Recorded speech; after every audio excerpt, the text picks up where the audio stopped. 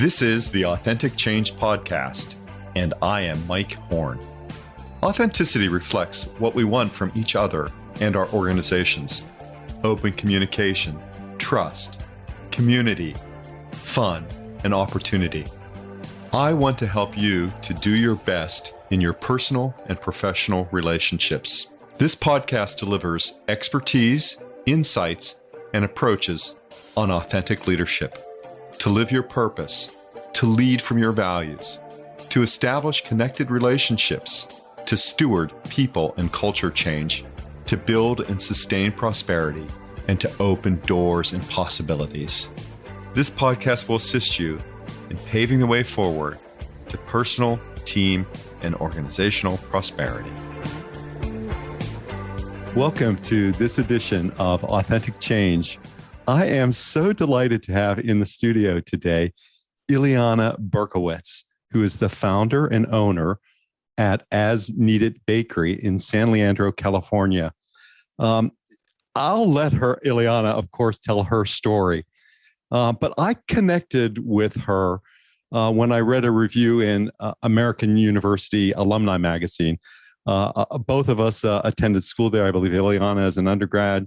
I did a master's degree there. And there was a feature on her and maybe some other bread bakers that had gone to school there. So it was a delightful connection.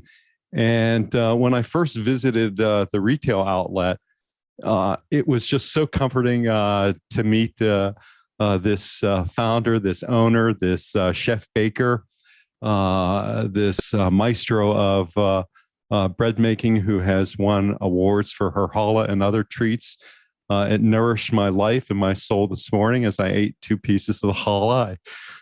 It's delicious, but that's only part of the story here. The real story I want to have with Iliana and share with our guest today is her journey to leading a growing and thriving and honored enterprise in artisan bread and other great noshes. So welcome, Iliana Berkowitz. I'm so delighted that you're here. Thank you for having me. Great. Could you just, that was some description I provided of you. I wonder how you might introduce yourself and your organization to our audience. Sure. I think you nailed it. I'll say that I'm the founder owner of As Kneaded Bakery, which I started in July of 2016. We're now in February 2022. We're over 5 years old at this point, and my bakery is a mostly wholesale bakery, but also a retail bakery. So we sell around the Bay Area, delivering bread daily to grocery stores as large as Whole Foods and as small as, little boutique grocery stores, and also to restaurants and some other digital subscriptions like Good Eggs or On Zero Grocery. We specialize in artisan sourdough loaves, but we also make French style baguettes and epis, as well as the Jewish braided bread challah. We also sell noshes. A nosh is at the moment, a bread-based sweet or savory item, like a pastry, we mostly craft out of bread, and we try to focus on fermentation at my bakery. You identify or originate as a bread maker, a bread chef, I would imagine, and the enterprise follows that passion or that pursuit. Is that right? It is, yes. Prior to starting my business, I was a professional baker in lots of different settings. I learned to bake in a French bistro in the heart of Philadelphia. And I really grew my chops there and understood more about bread and the process, and learned about not only technique, but how to work on a team and structure a production schedule, which is a very important part of our craft. And I later moved back to the Bay Area, where I am from, working at Facebook in their kitchen as a bread baker for about 10 months. And then eventually leaving there to work at a kind of the opposite of Facebook, a very artisanal bakery which was owned by somebody who had never baked professionally, in fact, and a lot of the people on that staff were more knowledgeable about bread and bread processes than the owner. This kind of got me an idea, seeing if somebody without a lot of experience could have the gall to just go for this. Why couldn't I? And it's something I've always been passionate about, running things and organizing them. I was actually I think manager is the correct word, of our independent radio station at American University, WVAU, which has since grown into quite its own enterprise now. So I've always had a knack and a love of organizing, getting people together, working toward a shared goal, and figuring out how best to achieve it. So now my goal these days is how to produce the best bread in the Bay Area, perhaps the state, as some in food and wine might say. Yes, recent review, I saw that.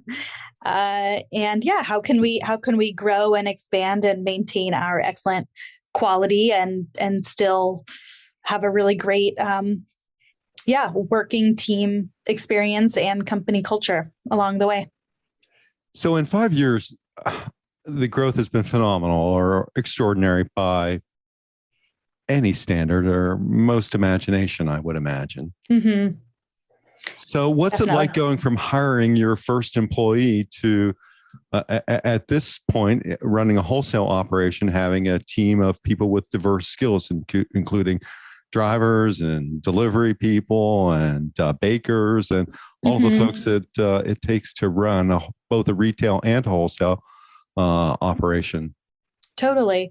Yeah, the business has grown really extraordinarily. I used to do everything myself, of course, with the help of friends and family. And it wasn't until a little over 1 year in business that I finally made a formal hire, a young kid right out of or in culinary school. And since then, we've had the number grow and, ebb and flow, especially with hiring and staffing issues. But right now we have 23 employees. So, managing a team that has a diverse set of tasks and responsibilities is not easy. And I'm really proud that I have a strong management leadership structure in place where, there's sets of people reporting to different people. And I have a lot of one-on-one meetings with different heads of departments that kind of helps keep me and the business and everybody else organized as well. I know that culture is so important to you in so many ways. And you bring that into your organization, into your business. Do you ever wonder, or have you ever wondered, as some founders do, as the organization increases, what happens to the culture? Mm-hmm. I mean, you pride yourself on being a woman-owned business, and other ways, I think, of really developing craft with your work, of bringing a wholesomeness and a certain satisfaction to both body and soul. How is that right? Or sure, yeah. I find it to be a delicate balance between how we grow and how people on the team are involved in the journey. I prefer to be above board and collaborative as much as possible. In fact, taking clues and ideas and feedback as often as possible from folks who I get to work with, because that helps me as a leader and helps others also, build confidence in how they give feedback and, know that their voices are heard and are important. Right. I assume we resonate around similar values around increasing participation and democracy in teams and sharing voice and equity in the environment.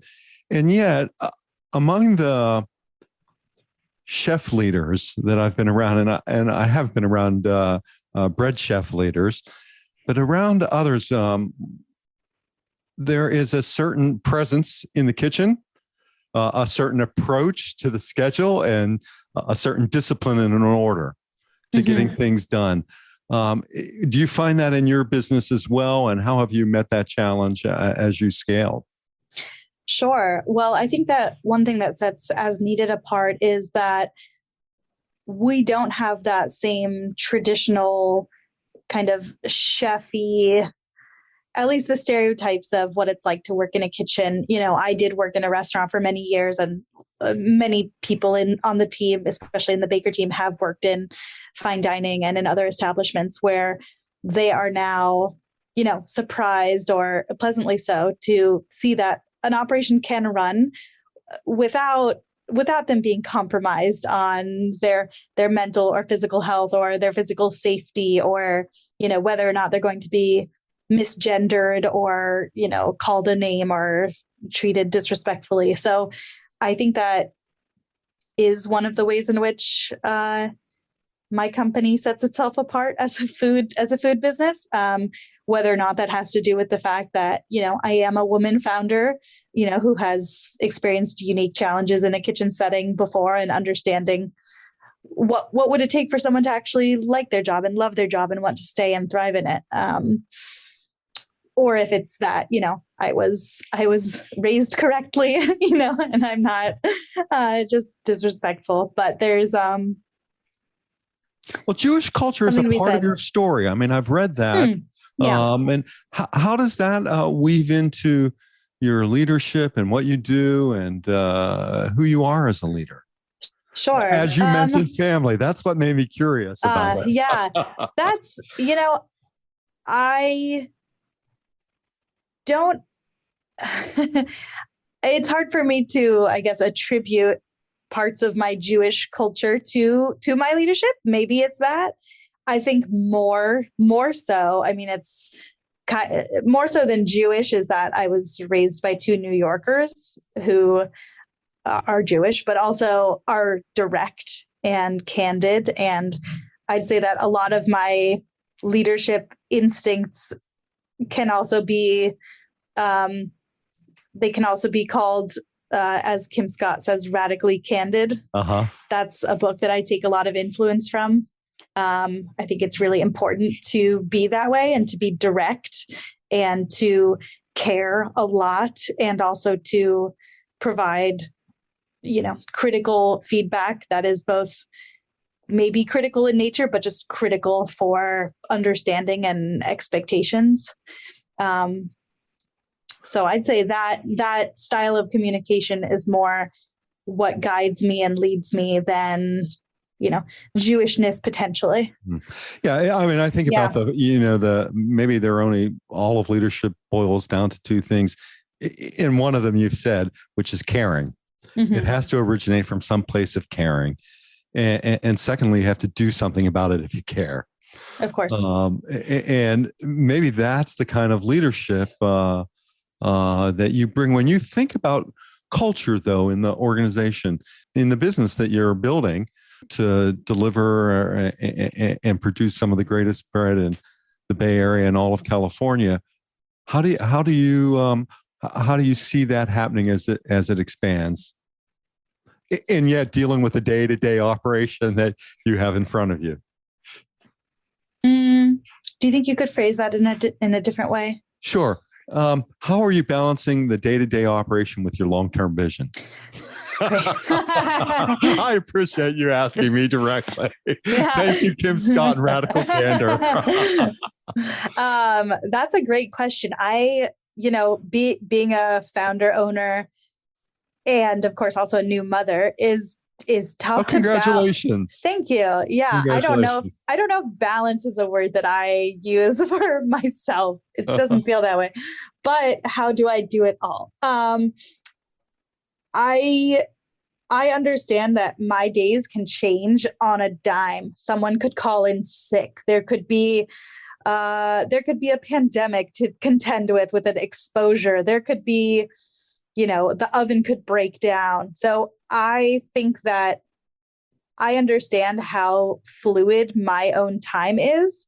And my understanding of what do I do for a job is I go where I'm needed. So if there's any person or task that, needs to get accomplished that is out of the bounds of someone's normal scope, I know that that's something that I need to fill. And so that's how I approach the day-to-day stuff. How do I approach long-term vision? I take great pleasure in having a day where there is not one of those things, where the staff shows up, people are on time, all the products came out well, the van gas cards are working today, just everything's going well. Maybe I can, not that I really am dreaming on a pillow for an hour, but maybe I can dream for an hour. I take a lot of notes. I'm always researching. I'm always kind of after the next opportunity. I'm a big opportunity seeker. If you ask me anytime in the past 4 months, let's say, what's next for As Needed, I've had so many different starts, and I also have had many ends. They could be called fails, but they're not. They're just opportunities that didn't materialize, which is fine. I always tell folks with whom I work that, life is not a science experiment, but rather we're intended to be experimental. Mm-hmm. Absolutely. I mean, ultimately, what I want to do with As Needed is guided by what my instincts are at the time, and what my observations are, and how we organically grow as a result of the conditions we're in. So ideas that I have right now for our future are very impacted by the fact that we're experiencing a pandemic, and that has changed everything about owning a small business and food making and being with people in close proximity. So, a lot has changed. You'd be hard pressed to make me come up with a 5-year projection, just because Sure. Who knows what's going to happen next. Sure. Yeah. So I think being flexible is a number one skill set of my position. And your product, your work originates in an area where there is a lot of demand for food talent, for those who can prepare delicious food. How do you attract that kind of talent to your team and to your organization? Well, there is a kind of a mass shortage of bread bakers, but I don't limit my understanding of who would be a good fit on the team based on what they've done before. Most people that are now wearing a hat, they have never worn that hat before. Right. They're doing that now. I mean, things can be broadly applied, like if you have a low-key personality and you are, you're easygoing and you have spatial recognition of yourself and others, and if you clean up after yourself, you're probably a great bread baker. Even if you don't know anything about fermentation or you have never even considered that, you could do that for a job. You don't always have to have a starting passion for what you do in order to be good at something or even grow to love and like it. So I think there's people who may have an idea that they're interested in something, try to pursue things, and it is often I think people end up surprising themselves, and that's a good thing for me. Oh, it is great. It's helping people to step into their potential. And I love how you do the reframing of skill sets. It reminds me of a long time ago when I was a Peace Corps volunteer, how you think about, okay, you're going to be stuck not stuck. I mean, you're going to be, fortunate and blessed enough to live in a rural community, in what some people described as the fourth world on a very isolated rock in the Pacific Island. But it's how you take those skills and how you frame them. And how they might apply in the kinds of situations. That's a great way to discover talent. And you must be doing it well to succeed, to have a reporting structure, to network into that talent, and to continue to deliver on the kind of culture that's dear to you. Absolutely. And talk about community and how you think about community. Again, I'm thinking about the community, craft, and culture. What is it about community? So it's funny you're saying that, because the motto is actually craft, crust, culture.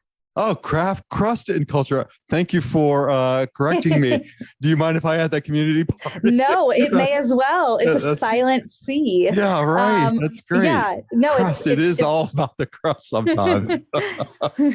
It's so that those 3 C's. That's so weird. That's what I connect with when I'm at the retail storefront, is the kind of community that's been created there. What you're doing with the Lady Larder, how you involve others. I really feel a sense of connection in that regard. So I apologize for getting that. No, it's not a big part of our, slogan, or it's not something most, pick up on or repeat. So it's great that you got 2 for 3 plus 1, which I love.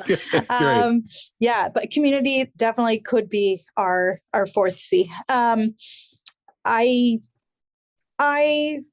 Community wise, I, as a woman-owned business, believe that there are a lot of barriers to starting a business in general, but also that there's maybe a lack of, here's another C, chutzpah. Oh yeah, sure. Chutzpah is Yiddish for, like, you just get out there and do it. Yeah, sure. Yeah, sure. Like that, whatever the feminine version of ballsy is. Right. Exactly. I was thinking about that as I said that. Right. Yeah. So I think a lot of people, and especially women, are, told their whole lives to be smaller and not be as loud or out there. And so for business owners, that's a really important skill. You have to believe that what you're making is wonderful. Who's going to care about your candle making business unless you do? You have to. I do believe that our bread is the best in the Bay Area, and I need to tell people that so that they also learn that. So I had, before the pandemic, we had the Femme Marché, which is what then became local Lady Larder. Femme Marché was when we had 3 or 4 different female-owned businesses, food or crafts or otherwise, pop up in front of the bakery and sell their wares at a time when, our storefront was open, so that as my customers were waiting in line for their brioche or whatnot, they could learn about, Real Mojo pickles or serendipity honey from the owners themselves. They had a captive audience. So that was a opportunity that, I never charged anybody for popping up in front of the store on the sidewalk. And it just exposed my customers to a whole new set of vendors that they were interested in learning about and supporting. So after in-person events kind of took a dive, we changed into the local Lady Larder. And I, through my storefront and on our online shop, we continue to sell goods from many of the same makers. And that's been awesome to get more exposure for those businesses and to, become kind of a mercantile for those other businesses. And that's an example of community. I don't have to do this. I could focus a lot more of my energy on making more and more and more bread and getting my own brand out there. But, it's important to me to think of others and support others. So that's an example of community. Another would be, I live 2 blocks from my bakery, and I can still name 4 other employees who live closer than I do. So we are employing San Leandro. We are giving high school students their first jobs and their first experiences. I noticed that in the retail operation. That's right. Yeah, it's really great. Yeah. It's one of the things that makes me feel really good about going to the retail location and wanting to go back time and time again. For sure. Really, I feel that sense of community there when you see the high school students or you see people, I think, often with their first employment experience. Definitely. And also delightful.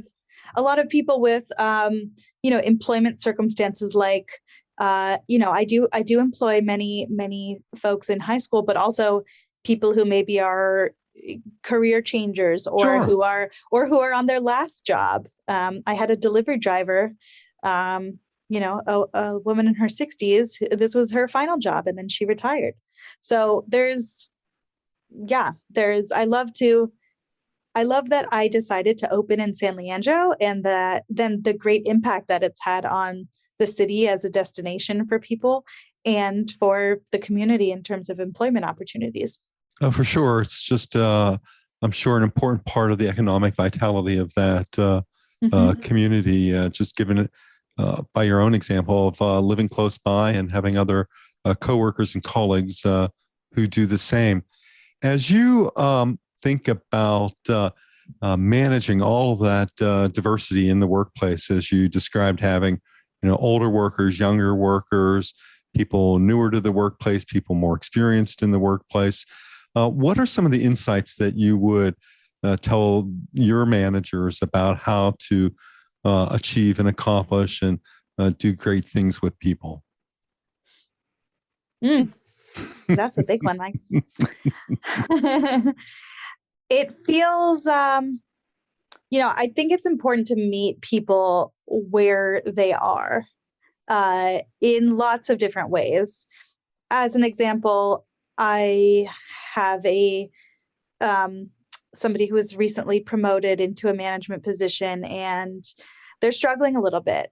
And I, with another manager, we're taking note of that and trying to see, rather than, castigating this person just for, making a few mistakes here and there, really thinking like, well, what else is going on that is preventing this person from really succeeding? What can we do to make this more successful for them, and then therefore for the whole company? So, a sense of, yes, caring, but also not necessarily tying anybody like work performance to who they are as a person. I think those are very different things. It's the hard difference between coaching and judging, perhaps, or yes, nothing is when evaluation time comes up, for example, and I take evaluations very seriously. We offer them several times a year for every employee. So more often than not, I'm in an evaluation with somebody. right. But, relating whatever needs to be said in those is not an indictment on somebody's character. It's about their performance in their job. And the whole goal is for them to succeed more rather than, the opposite. And perhaps really stepping into that sense of potential, and thinking about what kinds of barriers can be removed to helping them to do their best work. Because in so many ways, I resonate with your earlier statement about getting people to bring more of who they are to what they do. Often when I'm speaking on the topics of working and living authentically, I often ask people, well, is it easier to be more authentic at home or at work? And, the answer is predictable, right? What people say. And I think about what are the ways that leaders can bridge that gap, right? So that more of a person can show up and they can bring their talents. And I love the way that you describe that in terms of, sometimes you're attracting talent that hasn't thought about fermentation or that hasn't thought about bread baking or making, and to really see and recognize that skills are transferable, that talent is transferable, that you can do a lot with talent when there's a willingness. And often the skill gaps can be reduced through education, training, performance evaluation, or performance management, or feedback discussions, however you want to frame that. So important. Yeah. So, just reframing that question maybe slightly differently, and I hope I don't put you on the spot, but if you were to offer I'm going to ask you this question in two ways. If you were if you were offering 2 to 3 pieces of advice to your managers on helping to contribute to a growing and successful company producing the best bread in California, what would be those 1 or 2 things that you might say to them? And I'm also curious about what kind of support, do leaders like yourself who are growing and scaling businesses as founder owners, what are the ways that you look for support from your team and your family and your organization and your community? I think a piece of advice that I have given and will continue to give to new managers is to think about everything holistically within our organization, because we are all operating as a team. Nobody is living in a vacuum, and every either decision made or idea will have ripple effects to the other teams and departments. And it's important to build out, a rollout of something new with kind of everything in mind. So mapping things out in addition to thinking through the whole process.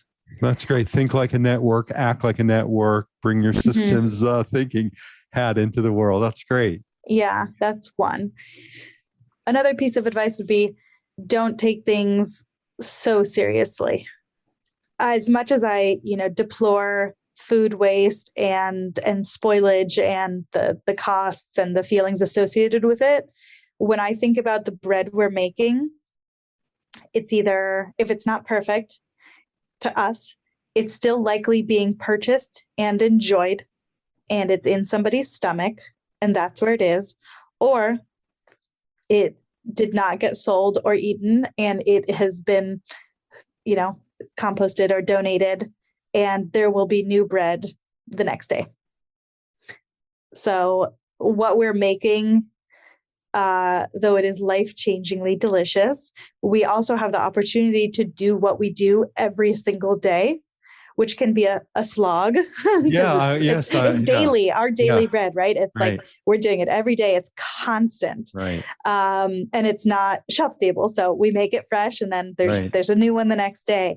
But there's always there's constant opportunities for doing it again and reinventing, and that's why I say don't take yourself or the process too seriously, because you can do it again even better very shortly.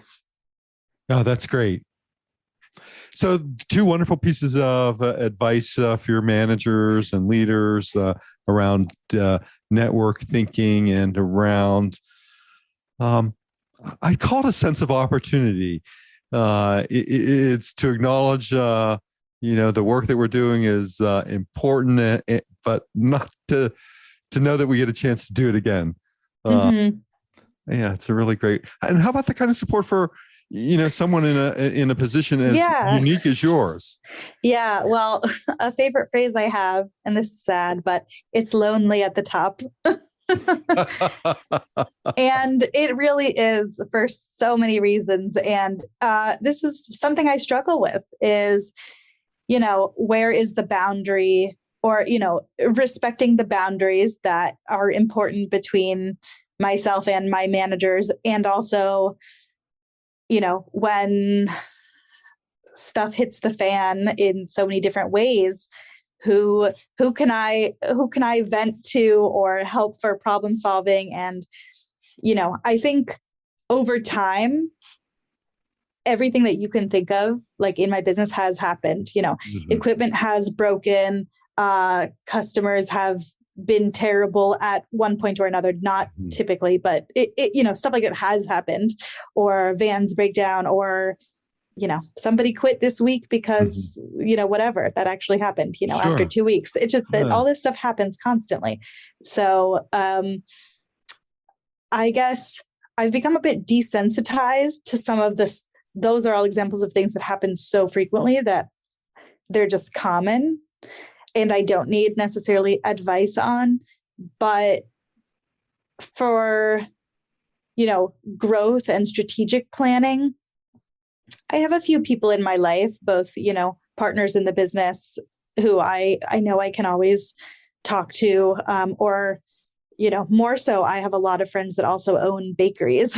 Great. all across the country. So some have similar models, some have different models.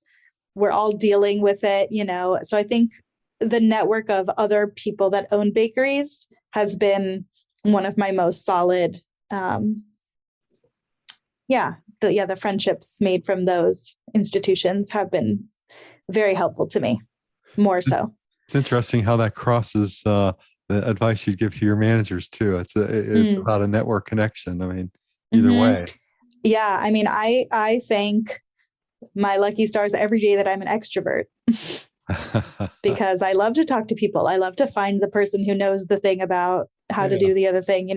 I'm constantly in communication. I think that's also something that, at least when evaluations come up, or maybe other times, everybody that works at As Needed knows that they can contact me and I will get back to them within an hour or less, often just a minute later. I'm so reachable. I make myself so available for anything, personal problems, family problems, sickness, health, just anything. I'm always available to my staff.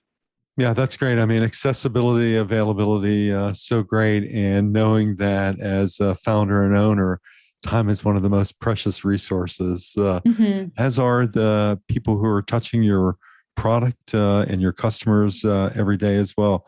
So great to have that view. Yeah, absolutely. Anything else on the support side for, a person such as you scaling and leading a business in all of the conditions that you described? I'm sure that there are more resources out there that I could tap into if I had time, but I am, I'm kind of always trying to do the lowercase b, the balance. I just this week said, me and my husband and my daughter, we really need Mondays to have a family day. We really need to go do something as a family every Monday. And I think, that will be a big,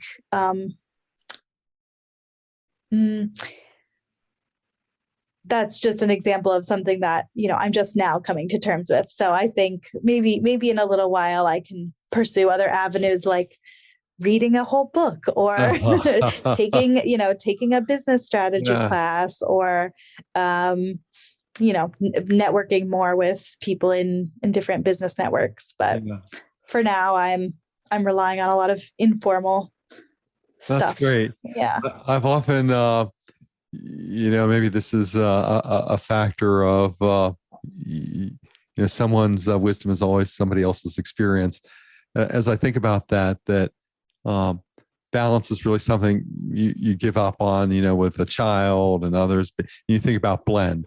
How can I have a successful blend of all this stuff in my life? Because balance might be an unrealistic achievement or goal. So great to think about all of that, though.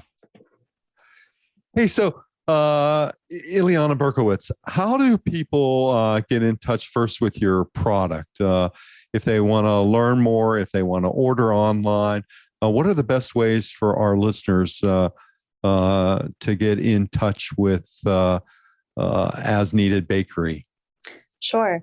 So our website, which is www.asneededbakery.com, has a tab for where we sell our products. It's divided up by geography. So if you're in the peninsula, there's a list for that. East Bay, same thing. Right now, we are producing and selling bread 6 days a week, Wednesday through Monday. So we take Tuesdays off currently. We sell in lots of different grocery stores and restaurants, as I mentioned. So check the website for that. If you're interested in finding our noshes and pastries and larder items, you can come to our storefront, which is currently open Wednesday, Saturday, Sunday from 10 a.m. to 2 p.m. I also recommend to folks to sign up for our newsletter because I have new information coming very soon about some changes to our retail hours and days open. I send a newsletter once every 2 months, so it's not a big commitment, but you'll be among the first to know about new exciting things. So you can sign up for that also on our website. The last place you can find our product is at the College of San Mateo Farmers Market, which is on Hillsdale Boulevard in San Mateo. That market is weekly year-round, and it's an excellent place to shop, and it's where we started our business. That's Saturdays from 9 to 1. So it sounds like a primary or a great point of contact with getting into As Kneaded Bakery is asneededbakery.com. Mm-hmm. And I'm going to spell that ASKNEADED.com. Oh, no, asneededbakery.com. Bakery.com, BAKERY.com. There you go. Got it. Thank you. Asneededbakery.com. I was reflecting on As Needed.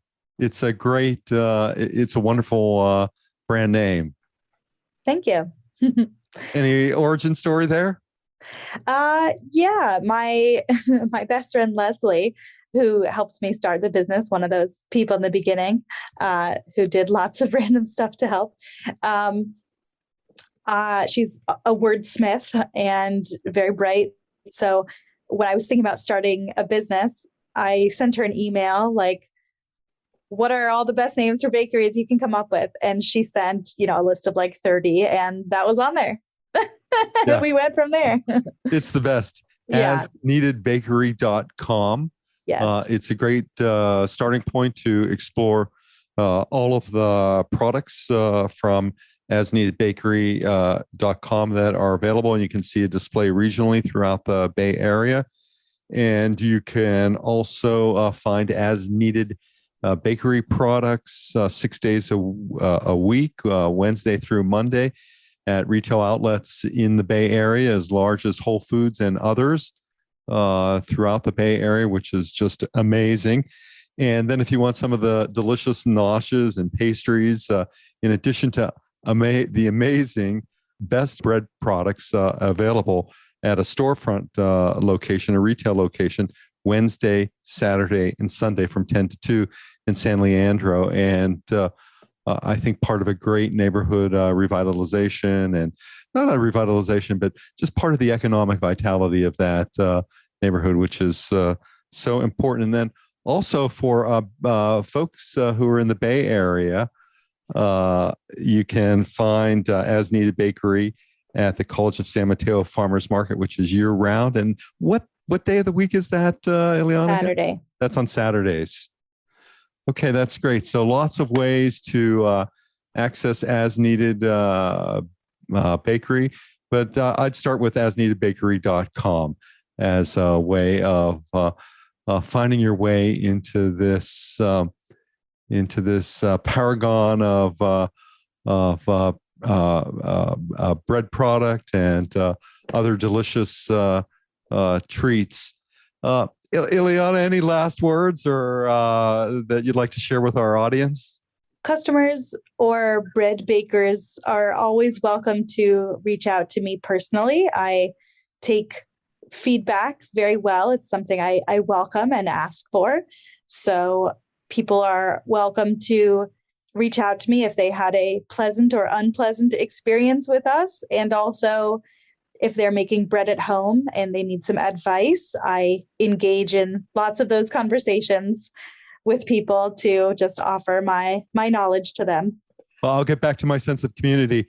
Certainly, when I've seen Iliana Berkowitz at the retail location, she's often outside when she has a spare moment. It looks like it. It doesn't look like often, but engaging and connecting with customers, and watch the patience and the community that's created that way. So thankful for that, and has a special place in my heart.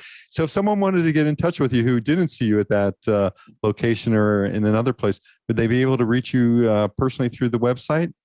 Sure. They can email me at asneededbakery@gmail.com. Oh, that's great. Asneededbakery at gmail.com to reach Iliana Berkowitz for advice on bread baking and other concerns in life. It's been so wonderful for me to have you as a guest. I am a raving fan of all of the great artistry that you create.